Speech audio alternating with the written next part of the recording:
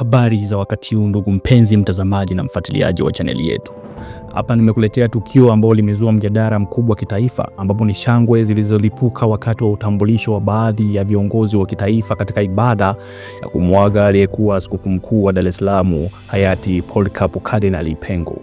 Katika ibada hiyo majina ya viongozi waandamizi yalipotajwa, akiwemo Waziri Mkuu wa Jamhuri ya Muungano wa Tanzania Kassim Majaliwa, Makamu wa Rais Philip Mpango na Mwanasheria Mkuu wa zamani pamoja na Waziri Mstaafu Joseph Warioba, kulisikika shangwe na nderemo kutoka kwa baadhi ya waumini. Je, shangwe hizi zilikuwa na heshima au uungwaji mkono wa kisiasa au ishara ya hisia za umma? Huu ndio mjadala wetu wa leo. Polycarp Kardinali Pengo alikuwa mmoja wa viongozi mashuhuri wa Kanisa Katoliki Tanzania. Alizaliwa mwaka 1944, akawa askofu mkuu wa Dar es Salaam kuanzia mwaka 1992 hadi mwaka 2019 na kuteuliwa kuwa kardinali mwaka 1998. Katika historia ya Tanzania, Kanisa Katoliki limekuwa na nafasi ya kipekee kwenye mijadala ya maadili ya taifa, demokrasia na haki za binadamu. Katika vipindi vya uchaguzi mara kadhaa, Baraza la Maaskofu Katoliki Tanzania TEC limekuwa likitoa matamko ya kusisitiza haki, amani na uwajibikaji wa viongozi. Kwa hiyo msiba wa Kardinali Pengo haukuwa tu tukio la kidini, bali pia tukio la kitaifa na la kisiasa. Waziri Mkuu ambaye ni Kassim Majaliwa alikuwa waziri mkuu tangu mwaka 2015. Amehudumu chini ya marais wawili tofauti. Sifa yake imekuwa utulivu, nidhamu ya kiutendaji na kujiepusha na kauli za mitandao ambazo za mivutano mikali mitandaoni. Shangwe kwake zinaweza kutafsiriwa kama uungwaji mkono kwa mtindo wake wa uongozi wa tahadhari, ishara ya uhusiano mzuri na taasisi za kidini, au tafsiri ya umma kuona uthabiti katika nyakati za mabadiliko ya kisiasa. Ukija kwa Philip Mpango, mchumi aliyewahi kuwa waziri wa fedha kabla ya kuwa makamu wa rais mwaka 2021, amehusishwa na sera za nidhamu ya matumizi ya serikali na kuimarisha makusanyo ya mapato. Shangwe zinaweza kuonyesha kuwa ni heshima kwa mchango wake wa kiuchumi, mtazamo wa wananchi juu ya uadilifu na taaluma, au pia ni tafsiri pana ya matumaini kwa mustakabali wa kiuchumi. Ukija kwa upande wa Joseph Warioba ambaye alikuwa waziri mkuu wa zamani kuanzia mwaka 1985 mpaka mwaka 1990, aliongoza tume ya mabadiliko ya katiba mwaka 2012 mpaka mwaka 2014. Anaheshimiwa kama mzee wa busara na mwenye msimamo ya uwazi kuhusu utawala bora. Shangwe zake zilizolipuka zinaweza kuwa ni heshima kwa uzoefu wake wa kitaifa, kumbukumbu ya mjadala wa kikatiba, au ishara ya wananchi kutamani maadili ya uwajibikaji. Katika utamaduni wa Tanzania, msiba ni tukio la heshima na tafakari. Shangwe zinaweza kuonekana kama kuonyesha furaha ya uwepo wa kiongozi, au kuashiria uungwaji mkono wa kisiasa, au ni ishara ya umma kutumia jukwaa la kidini kuelezea hisia za kisiasa. Katika nchi nyingi za Afrika Mashariki, mikutano ya kidini mara nyingi hugeuka kuwa majukwaa yasiyo rasmi ya kisiasa, kwa sababu hukusanya umati mkubwa, huaminika kama jukwaa lisilo la kisiasa moja kwa moja, hutoa nafasi kama ishara za kijamii kuonekana wazi. Lakini pia kuna hoja ya tahadhari. Je, siasa zinapaswa kuingia kwenye ibada za mazishi? Katika tafiti mbalimbali za Afrobarometer miaka ya karibuni, wananchi wengi Tanzania wanaendelea kuwa na imani na taasisi za kidini kuliko taasisi za kisiasa. Imani kwa viongozi binafsi hutofautiana kulingana na mtazamo wa uadilifu na utendaji. Hivyo, tukio la shangwe linaweza kuwa kipimo cha hisia za papo kwa hapo au ishara ya mitazamo ya muda mrefu ya wananchi.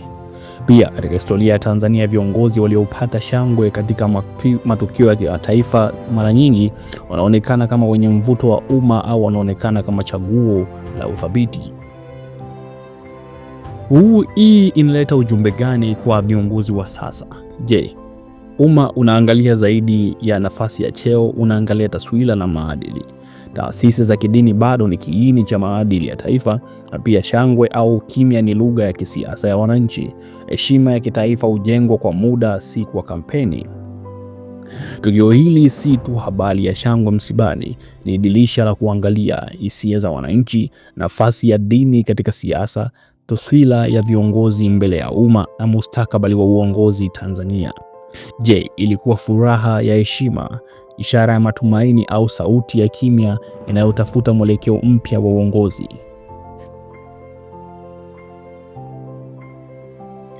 Ukiachana na shangwe zilizozuka wakati wa kutambulishwa kwa viongozi waandamizi akiwemo Waziri Mkuu Kassim Majaliwa, Makamu wa Rais Philip Mpango na Waziri Mkuu mstaafu Joseph Warioba katika ibada ya kumwaga hayati Polycarp Kardinali Pengo, tukio jingine lililozua mjadala ni uamuzi wa Katibu Mkuu wa Baraza la Maaskofu Katoliki Tanzania TEC, Charles Kitima, kutompa nafasi ya kuhutubia Rais wa Jamhuri ya Muungano wa Tanzania Samia Suluhu Hassan katika ibada hiyo. Je, haya ni matukio ya kawaida ya kiutaratibu au ni ishara pana ya uhusiano unaobadilika kati ya kanisa na dola? Kihistoria, Kanisa Katoliki Tanzania limekuwa na msimamo wa kulinda ibada zisigeuzwe majukwaa ya kisiasa. Katika matukio ya mazishi ya viongozi wa dini, na mara nyingi ratiba huwa kali na muda wa hotuba upangwa kwa tahadhari ili kuepuka mwelekeo wa kisiasa. Uamuzi wa Charles Kitima unaweza kutafsiriwa kwa njia tatu. Hii kwa kiibada na kitaaluma: kulinda utaratibu wa misa na kuzuia hotuba za kisiasa. Kitaswira ni kuonyesha kwamba mbele ya madhabahu wote ni waumini kwanza kabla ya kuwa viongozi wa dola. Na kisiasa au tafsiri ya umma, wengine wanaweza kusema kuona hii ishara ya msimamo za ujumbe wa mamlaka. Lakini ni muhimu kusisitiza, taasisi za dini mara nyingi huweka mipaka ya uwazi kati ya ibada na jukwaa la kisiasa. Shangwe kwa baadhi ya viongozi na wakati huo huo tukio la kutokutoa muda wa hotuba kwa rais vinaweza kuonekana kama picha mbili zinazoakisi hali ya mijadala ya kitaifa. Katika sayansi ya siasa, mikusanyiko ya umma huwa kipimo cha hisia za kijamii. Shangwe zinaweza kuashiria uungwaji mkono binafsi kwa kiongozi, heshima kwa historia yake au matarajio ya mustakabali wa uongozi. Lakini ukimya au kuzuiwa kwa hotuba kwenye jukwaa la ibada unaweza kuashiria msisitizo wa kutenganisha dini na dola au tahadhari ya kulinda hadhi ya ibada. Tanzania imejengwa juu ya misingi ya uvumilivu wa kidini na ushirikiano kati ya taasisi za kidini na serikali. Viongozi wa dini mara kadhaa wamekuwa wakitoa matamko ya maadili kuhusu uchaguzi, haki za kijamii, uwajibikaji wa viongozi. Katika historia ya nchi, makanisa yamekuwa sauti ya maadili na wakati mwingine wakosoaji wa sera. Hivyo tukio kama hili linapata uzito zaidi kwa sababu linagusa mizizi ya uhusiano huo. Kuna ujumbe kadhaa unaoweza kusomwa. Wa kwanza, uongozi wa kisasa unahitaji uhalali wa maadili, sio cheo pekee. Wa pili ni majukwaa ya kidini hayapaswi kutumika kama majukwaa ya kisiasa. Na jambo la tatu, wananchi hutumia ishara kama shangwe kuonyesha hisia zao. Na jambo la nne, taasisi za dini zinataka kulinda uhuru na hadhi yao. Kwa mtazamo wangu, tukio la kutompa rais muda wa kuhutubia halipaswi kuchukuliwa kama dharau binafsi. Linaweza kuwa ni uamuzi wa kiutaratibu, njia ya kuzuia ibada kugeuka mkutano wa kisiasa, au msimamo wa kulinda usawa wa waumini wote mbele ya ibada.